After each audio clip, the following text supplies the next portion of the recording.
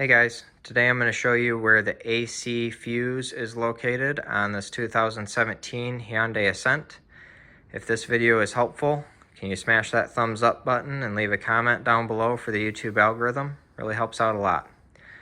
So this fuse is located in the driver's side here, underneath this panel here. So we're just going to pull this panel off.